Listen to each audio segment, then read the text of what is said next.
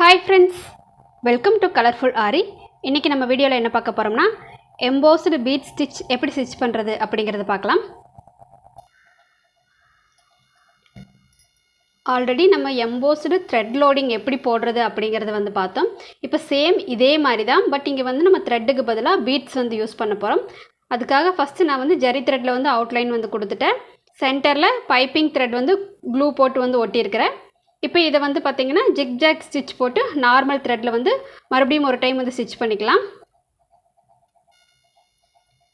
Tailoring thread normal thread சிங்கிளா வந்து எடுத்துக்கங்க, டபுளா வந்து எடுக்க வேண்டாம். சிங்கிள் thread எடுத்துட்டு இந்த எட்ஜஸ் வந்து நல்லா லாக் பண்ற மாதிரி ஸ்டிட்ச் பண்ணிக்கலாம். அதனால ஒரு டைம்க்கு ரெண்டு டைம் மறுபடியும் இந்த எட்ஜஸ் வந்து ஸ்டிட்ச் பண்ணினாலும் தப்பில்ல.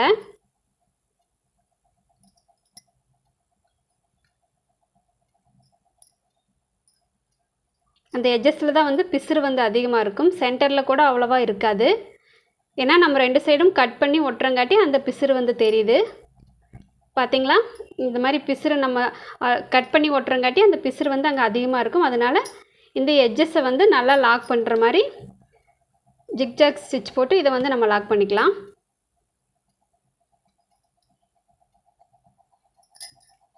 இந்த எட்ஜஸ் வந்து ஒரு ரெண்டு ஸ்டிட்ச் வந்து அதிகமாகவே போட்டு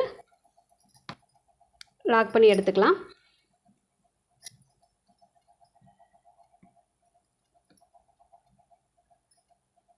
நாட் போட்டுறலாம். நாட் போட்டுக்கலாம்.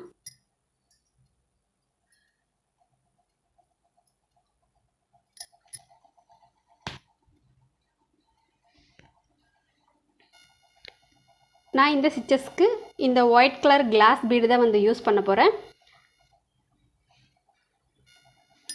இப்போ நான் ஒயிட் கலர் வந்து கிளாஸ் பீடு எடுத்துருக்கிறேன். அதனால சேம் ஒயிட் கலர் வந்து நார்மல் டெய்லரிங் த்ரெட் தான் வந்து எடுக்கணும். வேறு கலர் வந்து மாற்றி எடுத்துடாதீங்க. அப்படி மாற்றி எடுத்தால் இந்த பீட்ஸோட கலரே வந்து டோட்டலாக வந்து சேஞ்ச் ஆயிரும். அதனால என்ன கலர் கிளாஸ் பீடு எடுக்கிறீங்களோ சேம் அதே கலர் வந்து நார்மல் டெய்லரிங் த்ரெட் வந்து சிங்கிளாக வந்து எடுத்துக்கோங்க. நான் ஃபஸ்ட்டு த்ரெட் இங்கிருந்து வந்து எடுத்துக்கிறேன். எடுத்துட்டு ஒரு லாங் செயின்,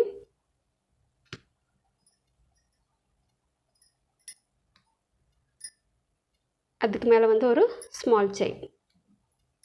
இந்த மாதிரி ஸ்மால் செயின் போட்டு த்ரெட்டை வெளியில் எடுத்துருங்க. எடுத்துகிட்டு நான் ஃபஸ்ட்டு இப்போ வந்து ஒரு 2 பீட்ஸ் வந்து கொடுத்துக்கிறேன். இந்த மாதிரி த்ரெட்டுக்குள்ளே விட்டுட்டு இந்த மாதிரி கிராஸாக வந்து ஸ்டிச்சஸ் வந்து போடுங்க. ஒரு லாங் செயின், இதை லாக் பண்ணுற மாதிரி ஒரு ஸ்மால் செயின். இப்போ இந்த த்ரெட்டை மறுபடியும் இந்த சைடில் ஒரு லாங் செயின் போட்டு கண்டிப்பாக வந்து மேலே வந்து ஒரு ஸ்மால் செயின் வந்து போடணும், இல்லைன்னா அந்த ஸ்டிச்சஸ் வந்து நிற்காது. இப்போ நான் ஃபஸ்ட்டு 2 பீட்ஸ் எடுத்தேன், இப்போ 3 பீட்ஸ் எடுத்துக்கிறேன்.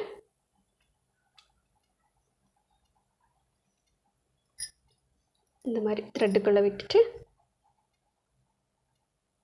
ஸ்டிச்சஸ் வந்து கிராஸாக தான் போடணும், ஸ்ட்ரைட்டாக வந்து போடக்கூடாது. ஒரு லாங் செயின் போட்டு ஒரு ஸ்மால் செயின், மறுபடியும் சைடில் ஒரு லாங் செயின், ஒரு ஸ்மால் செயின். இப்போ 3 பீட்ஸ் எடுத்து இப்போ நான் வந்து 4 பீட்ஸ் எடுத்து பார்க்குறேன். கரெக்டாக இருந்தால் ஸ்டிச் பண்ணிக்கலாம், இல்லைன்னா எக்ஸ்ட்ரா ஒரு பீடு வந்து போட்டுக்கோங்க. அதிகமாக இருந்தால் ஒரு பீடு வந்து கம்மி பண்ணிக்கோங்க. இப்போ நான் வந்து ஒரு 4 பீட்ஸ் வந்து எடுக்கிறேன். எடுத்து பாருங்கள், கரெக்டாக இருந்தால் ஸ்டிச் பண்ணிக்கலாம். இப்போ கரெக்டாக இருக்குது. ஒரு லாங் செயின் போட்டு ஒரு ஸ்மால் செயின். இப்போ மறுபடியும் ஒரு லாங் செயின், மேலே வந்து மேலே பார்த்த மாதிரி ஒரு ஸ்மால் செயின். இப்போ இந்த த்ரெட்டை மறுபடியும் எடுத்துகிட்டு இப்போ ஒரு 5 பீட்ஸ் வந்து கொடுக்கலாம். அதாவது கீழே வர வர பீட்ஸோட கவுண்ட்டை வந்து அதிகம் பண்ணிக்கோங்க.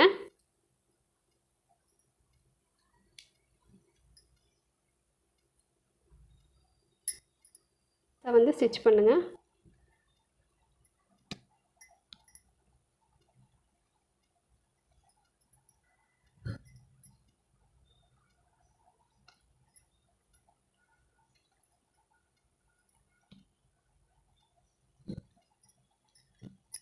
இப்போ மறுபடியும் ஒரு 6 பீட்ஸ் போடலாம்.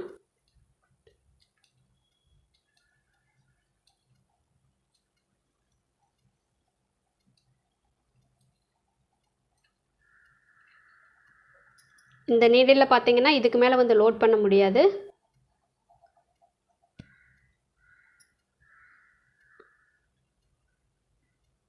ஓகே, கரெக்டாக இருக்குது.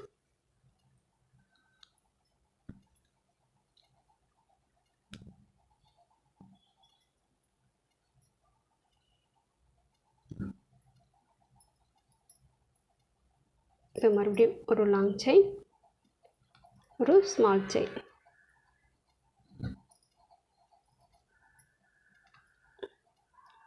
இப்போவும் ஒரு 5 பீட்ஸே வந்து கொடுக்கலாம். சேம் அதே தான் வரும்னு நினைக்கிறேன்.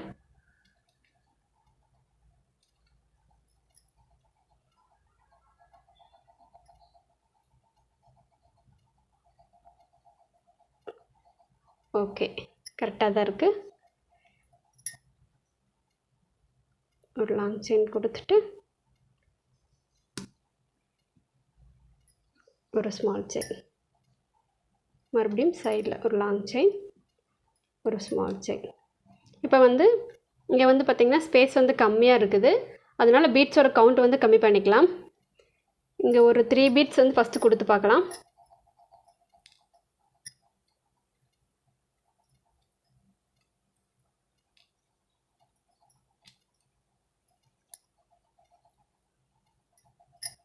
த்ரீ பீட்ஸ் கொடுத்தாவே இங்கே வந்து கரெக்டாக இருக்குது.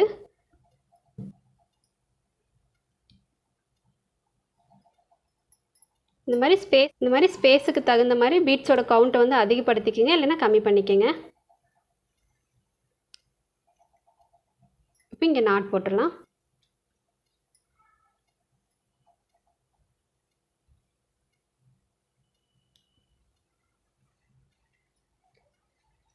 இதுதான் வந்து beads embossed load stitch. இப்போ இந்த ஒரே ஒரு ஸ்டிச்சஸ் வச்சு நான் வந்து ஒரு டிசைன் பண்ணியிருக்கிறேன், அதை பார்க்கலாம். இதுதான் நான் போட்ட டிசைனோட டிராயிங். இந்த ஃப்ளவர்ஸோட பெட்டல்ஸில் பார்த்தீங்கன்னா இந்த ஷார்ப்பான எட்ஜஸில் இருக்கிறதெல்லாம் பார்த்தீங்கன்னா இப்போ நான் போட்ட மாதிரி இந்த கிராஸ் ஃபில்லிங் வந்து கொடுத்துருப்பேன். இதுக்குள்ளே இந்த பார்ட்ஸ் பார்த்தீங்கன்னா ஸ்டிச்சஸ் வந்து பார்த்திங்கன்னா ஸ்ட்ரெயிட்டாகவே வந்து ஃபில் பண்ணியிருப்பேன். இது வந்து கிராஸ் கொடுத்துருப்பேன், இது வந்து இப்படி ஸ்ட்ரெயிட்டாகவே வந்து ஃபில் பண்ணியிருப்பேன். இதுதான் வந்து நான் போட்ட டிசைன். இந்த டிசைனில் பார்த்தீங்கன்னா ரோஸ் கலர் பீட்ஸும் ஒயிட் கலர் கிளாஸ் பீட்ஸும் வந்து யூஸ் பண்ணியிருக்கிறேன். இந்த லீஃப்க்கு வந்து க்ரீன் கலர் கிளாஸ் பீட்ஸ் வந்து யூஸ் பண்ணியிருக்கிறேன். இதில் பார்த்தீங்கன்னா இந்த ஷார்ப்பாக இருக்கிற இந்த பெட்டல்ஸ் மட்டும் இந்த மாதிரி கிராஸாக கொடுத்து வந்து ஃபில் பண்ணியிருக்கிறேன். இந்த ஒயிட் பீட்ஸ் கொடுத்துருக்கிறது வந்து பார்த்தீங்கன்னா இப்படி ஸ்ட்ரெயிட்டாகவே கொடுத்து வந்து ஃபில் பண்ணியிருக்கிறேன். ஒயிட் கலர் பீட்ஸ்க்கு ஒயிட் கலர் த்ரெட் எடுத்துருக்கிறேன். ரோஸ் கலர் கிளாஸ் பீட்ஸ்க்கு ரோஸ் கலர் வந்து த்ரெட் எடுத்துருக்கிறேன். கலர் வந்து வேறு கலர் மாற்றி எடுத்துடாதீங்க, டோட்டலாக வந்து அந்த பீட்ஸோட கலரே வந்து சேஞ்ச் ஆயிரும். ரொம்ப சிம்பிளான ஸ்டிச்சஸ் தான், எல்லோரும் ட்ரை பண்ணி பாருங்கள். இந்த டிசைனோட டிராயிங்கும் இந்த டிசைனையும் பிளாகில் அப்லோட் பண்ணுறேன், அதோட லிங்க்கை கீழே டிஸ்கிரிப்ஷனில் கொடுக்குறேன், செக் பண்ணி பாருங்கள். தேங்க்யூ ஃபார் வாட்சிங். பாய்.